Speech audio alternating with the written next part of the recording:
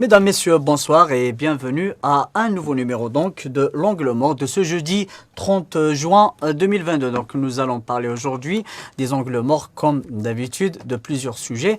Nous allons commencer du drame que Yassine Merzouki qualifie de crime contre l'humanité à Milia où officiellement le bilan officiel s'alourdit à 27 Yassine Merzouki, 27 morts jusque-là.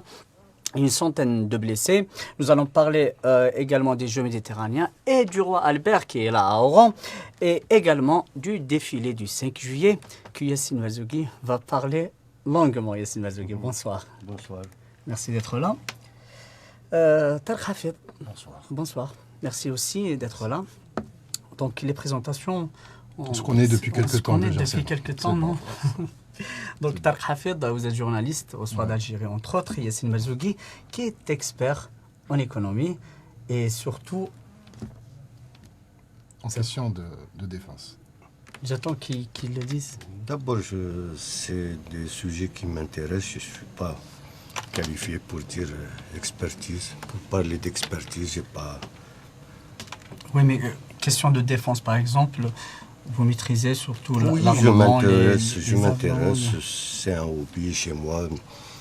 Je m'intéresse beaucoup aux histoires de défense parce que ça fait partie de la politique. Et écoute, pour fonder un État, il y a 3 axes.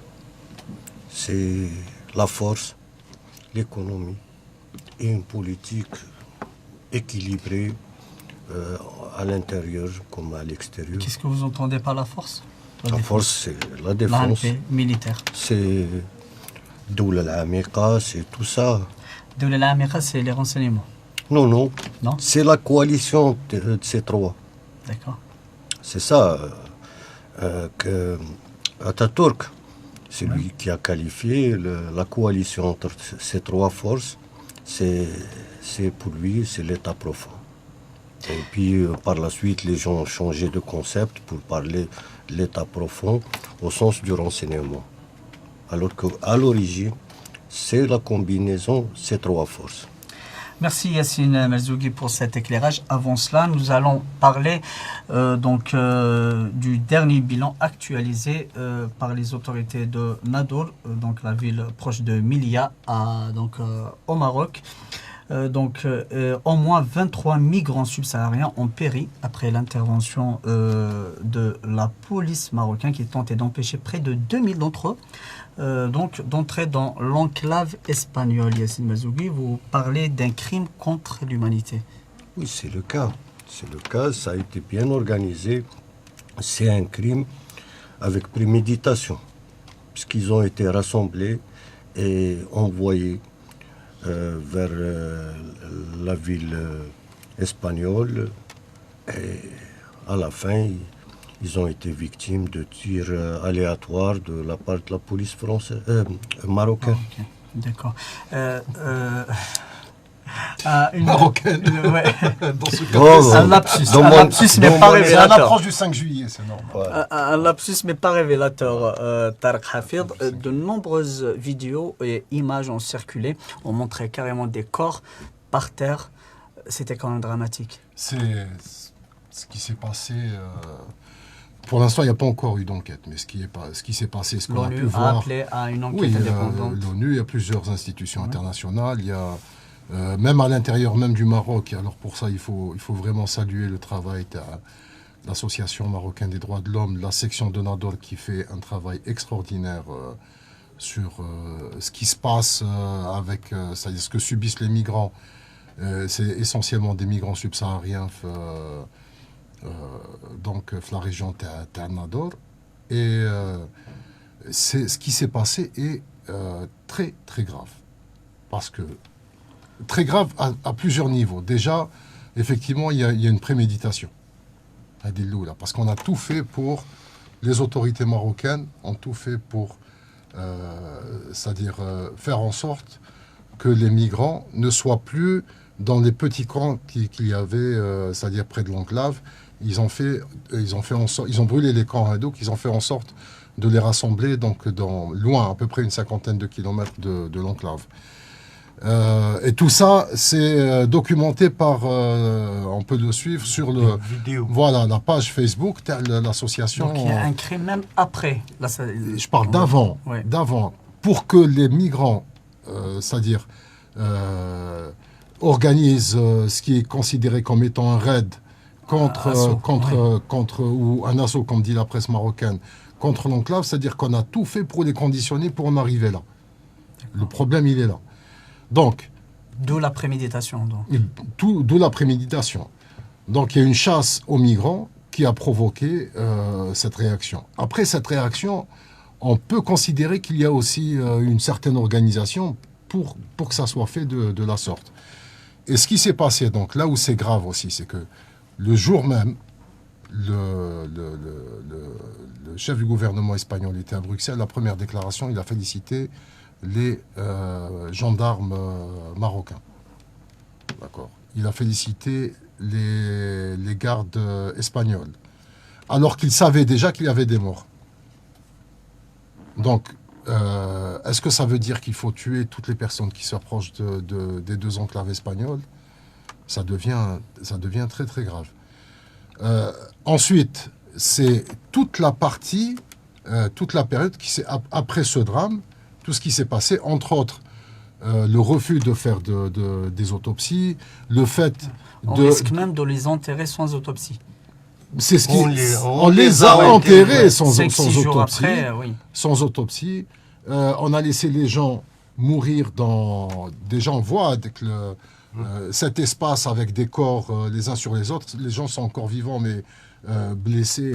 Certains sont morts pendant à ce moment-là. Aucune action de secours. Aucune action de secours. Ce qui s'est passé est un véritable crime. Moi, je ne dirais pas crime contre l'humanité, mais on n'en est pas loin en tout cas. Un carnage? Non, c'est un crime contre l'humanité avec la complicité de pays européens, notamment sur la rive nord de la Méditerranée. L'Espagne et la France, ils sont complices. Et la France, dans quel sens? Dans quel sens? Écoute, à Deknar, j'ai participé dans un space avec les jeunes Kawana, notamment la chaîne YouTube algérienne Patriote. On a expliqué aux jeunes, voilà, la sécurité de l'Europe commence à partir de la rive sud de la Méditerranée. Et j'ai rappelé qu'en 1998, il y avait un pilote d'hélicoptère algérien qui a pris son hélico, il a fini par atterrir à Ibiza. À l'époque, l'OTAN a blâmé l'armée espagnole et de même l'Union européenne n'était pas satisfaite de cette réaction. Donc ils ont renforcé le contrôle par des satellites. Donc tous les pays de l'OTAN et de l'Europe peuvent rebobiner les images et voir comment ça a été organisé. Devant ce silence, on dit qu'ils sont complices. Tant qu'ils ne démontrent pas qu'il y a eu crime contre l'humanité, on va considérer qu'ils sont complices. Je n'ai pas d'accord. Je suis d'accord. Je suis tout à fait d'accord. Après, la qualification, moi je considère en tant que journaliste, c'est-à-dire je ne peux pas qualifier, mais ce qui est certain, c'est le silence. Il a fallu attendre les premières réactions officielles, c'est-à-dire surtout l'Union africaine. Des instances internationales. Mais surtout, d'abord, c'est l'Union africaine qui a réagi. L'Algérie, l'Union africaine, le Front Polisario aussi a réagi, donc la race. Et c'est à partir de là où on a commencé à parler de ce problème. Mais sinon, même la presse occidentale, quand elle en a parlé, c'était juste en reprenant des dépêches de Reuters et de l'AFP, c'est-à-dire c'était vraiment... Il n'y a pas eu un véritable travail là-dessus, alors que tout le monde sait que depuis plusieurs mois, depuis l'accord entre l'Espagne et ce réchauffement, il y a une chasse aux migrants au Maroc, que ce soit dans les territoires occupés de Sahraoui, donc pour les personnes qui veulent se rendre les îles Canaries, autant que aussi au nord du Maroc pour les personnes qui veulent rentrer في les enclaves تاع سبتهم ديالهم. Donc il y a l'ONU, il y a l'Union africaine, il y a plusieurs instances internationales qui appellent à une enquête indépendante. Est-ce Oui. qu'elle pourrait aboutir une enquête indépendante à ce niveau-là? Oui, mais comme je disais tout à l'heure, les Européens et les membres de l'OTAN disposent d'images satellites. Ils peuvent Rebobiner et voir. reconstituer les faits dès le départ. Comment ils ont été rassemblés, comment ils ont été appelés à partir en masse, Hakda. Et puis, il y a un problème racial. C'est-à-dire, l'Africain, l'homme, de Mouhlal. Si c'était d'autres nations, on n'aurait pas adopté la même politique. C'est-à-dire que maintenant, l'Afrique doit se défendre. On est 56 pays, on a notre mot à dire au sein des instances internationales. Sauf que l'Union africaine apparemment n'accomplit pas ce rôle, ne joue pas ce rôle, n'arrive pas à s'imposer. Oui, d'abord, si on prend par exemple la lettre qui a été faite par les parlementaires marocains aux parlementaires européens, ils les décrivent comme étant des terroristes.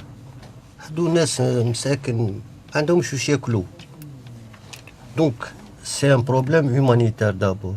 Il fallait les assister, les aider, peut-être trouver des solutions pour les réintégrer dans leur pays d'origine. Alors, on les a qualifiés de terroristes. Quand ils disent ils ont été entraînés, embrigadés en Algérie et expédiés au Maroc, là, on parle de mouvement terroriste. Ouais. On n'est pas en train de parler de gens De migrants. pauvres et malheureux qui ont besoin de l'assistance. Après tout, ils veulent juste traverser la frontière. C'est ça. Et le comble, Tarek Hafid, je vais dire que le Maroc accuse, Oui, le une Maroc fois de accuse plus, l'Algérie. Alger d'être derrière ce drame. Alors, si l'Algérie a la capacité d'organiser des opérations pareilles, c'est que vraiment, en plein Maroc, c'est que vraiment on a atteint un niveau d'efficacité qui n'a jamais été égalé. C'est vraiment, c'est absurde. C'est-à-dire, dire ça, c'est premièrement se cacher, c'est-à-dire derrière un élément c'est-à-dire totalement illogique, et ça veut dire les autorités marocaines sont irresponsables. C'est tout, c'est pas autre chose. Alors, lorsqu'on entend aussi le chef du gouvernement espagnol dire que c'est des réseaux mafieux qui ont organisé ça, je suis désolé.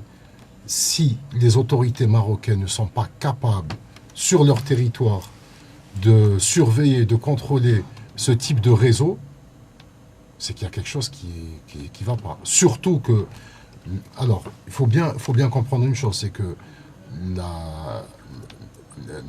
l'immigration clandestine, c'est-à-dire tous les réseaux, que ça soit les réseaux, donc l'immigration clandestine, que ça soit la drogue, que ça soit tous les réseaux, c'est-à-dire illégaux au Maroc, sont souvent contrôlés par des officiers et donc soit par des politiques, soit par des officiers de services de sécurité. Donc, il y a nécessairement à un moment ou à un autre une complicité officielle dans ce qui s'est passé. De part et d'autre, officiel de quel côté? Côté Marocain. marocain. D'accord, espagnol. Ben, ça m'étonnerait que les Espagnols acceptent Mais les Espagnols, eux, considèrent que cette barrière doit être infranchissable. Et s'il y a un problème, c'est les Marocains qui prennent des responsabilités. Mhm. C'est tout. On revient sur l'accusation de Rabat envers Alger. Ils accusent ouvertement Alger d'être derrière ce drame. C'est pas nouveau. C'est pas nouveau. On est habitué à tout ça. Tous les mots qui sont au Maroc ont pour origine Alger. C'est intégré dans leur esprit, dans leur politique. Mais il y a eu des témoignages de rescapés. J'ai vu plusieurs vidéos de rescapés. Ils disent c'est la police marocaine qui nous a fixé la date et l'heure de départ. قلت هما جاوا لنا قالوا لنا هذا الكلام. quand même, on doit les prendre au sérieux, ces témoignages-là. C'est des gens qui risquent leur vie. On a vu des Soudanais, des Nigérians, des Nigériens plutôt. Et donc, c'est des témoignages. N'importe quelle commission d'enquête devrait jeter un coup d'œil sur ces vidéos de rescapés. Surtout, on a vu la pression, puisque le Maroc utilise plusieurs leviers de pression, pas uniquement sur l'Espagne, mais sur l'Union européenne. Donc, il y en a essentiellement 3. C'est la drogue, c'est l'immigration et c'est le terrorisme. En disant, voilà, nous sommes incontournables en termes d'informations sécuritaires et sur les réseaux terroristes, alors que il faudrait consacrer une émission un jour peut-être à ça, à tout l'implication de l'État marocain sur les réseaux terroristes en Europe. Alors, on a vu l'an dernier comment la pression migratoire a été utilisée en lâchant... L'implication du Maroc officiellement? On en parlera si tu veux. D'accord. Vous avez des données Il y a des données, bien sûr, chez les Allemands, chez les Espagnols, oui, bien sûr. D'accord. Et c'est les Marzougui? Non, je pense que c'est une affaire qui nécessite l'implication de toute la communauté internationale. C'est un crime contre l'humanité. Tout le monde appelle à une condamne et appelle à une enquête indépendante. Pas tout le monde. Presque toutes les instances. Oh, les premiers à avoir demandé l'enquête, et là encore une fois il faut le dire, c'est l'association marocaine des droits de l'homme, cette section de Nador qui a dit qu'il faut aller très rapidement vers une enquête indépendante. Et c'est eux qui sont en train de donner des informations et qui sont en train de démontrer l'ampleur de ce drame. Ouais. Un drame de grande ampleur qui remet une fois l'instabilité dans la région, en Afrique du Nord notamment. Mais tu as prononcé le mot drame 7 fois. Oui, c'est dramatique. Tu insistes sur le drame. Moi, je parle de crime. Une tragédie. On parle de crime contre l'humanité. D'accord. Tirer sur les gens massivement comme ça, c'est un crime. Contre l'humanité. On l'a vu chez les nazis, on l'a vu à Auschwitz, tout le monde en parle. Certains témoins parlent d'exécution. Certains témoins. Oui, c'est des exécutions programmées, planifiées. Donc, on ne peut pas laisser passer des faits pareils et parler ensuite des droits de l'homme. On est à la limite. Si on tombe plus bas, c'est les nazis qui reviennent. C'est les mêmes pratiques. Rassembler les gens comme ça, des pauvres malheureux, les tuer comme ça de sang-froid, c'est pas de l'humanisme. Alger condamne et accuse Rabat, et Rabat qui accuse Alger. Les relations algéro-marocaines se compliquent de plus en plus. Elles sont déjà très compliquées, donc c'est pas un élément de plus. Non, elles sont déjà très compliquées, et puis on le voit déjà à tous les niveaux. Il y a une fenêtre, on va dire, d'espoir ou d'entente qui s'est ouverte à l'occasion de ces Jeux méditerranéens. Les choses se passent très bien, en tout cas pour les sportifs marocains au rang. Oui, déjà, très bien accueillis. en parlant des Marocains, Tout se passe très bien. Les pseudo-journalistes qui ont été renvoyés, quand ils sont arrivés au Maroc, ils parlaient... En Algérie.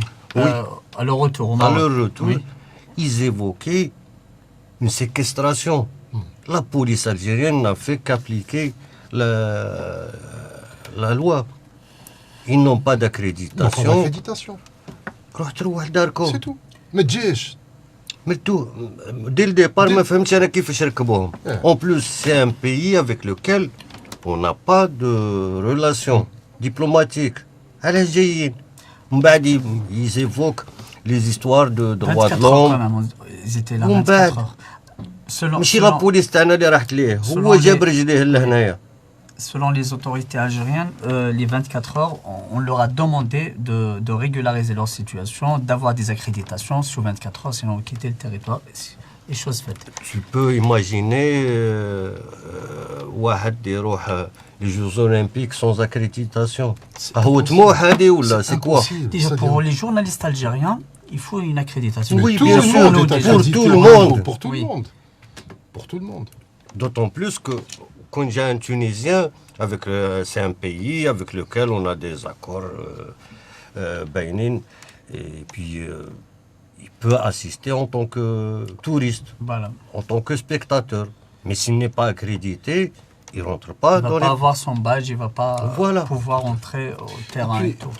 Et puis, bon, En 30 secondes. on fait du journalisme. Oui. On sait comment on se présente lorsqu'on va dans une couverture. D'accord? Parce que ça, c'est une couverture. Aller Oui. couvrir c'est une couverture. Voir des journalistes tous habillés avec des tenues sportives tabledom, ça fait pas très sérieux. D'accord? Non, et puis حنا تاعنا راحوا لهم انت. On ne peut pas imaginer. C'est-à-dire, C'est-à-dire que ils les attendaient, ils savaient qu'ils étaient ils là. savaient. J'imagine une force. Vous sous-entendez quelque chose. Une force Yes. comme l'Algérie, c'est pas normal qu'elle n'ait pas de correspondants au sein des services marocains. C'est un jeu D'accord. naturel. Tu as un pays voisin qui te considère comme ennemi. Ouais. Première réaction, tu recrutes des correspondants dans toutes les structures sécuritaires نتاعهم. Donc من البداية كانوا عارفين باللي هادو جايين يشوشوا. Et D'accord. c'est une réaction normale de l'Algérie. Donc là, vous ne sous-entendez pas. Vous dites carrément qu'ils sont J'imagine. probablement des services. Vous J'imagine. imaginez. D'accord. Yassine Mazoudi, quand il imagine, ça devrait être vrai. Perche donc toute tendue pour parler des Jeux méditerranéens, pour parler de ce qui se passe à Oran. C'est fabuleux, Tarek Hafid, mais on va en parler dans quelques instants. Restez avec nous.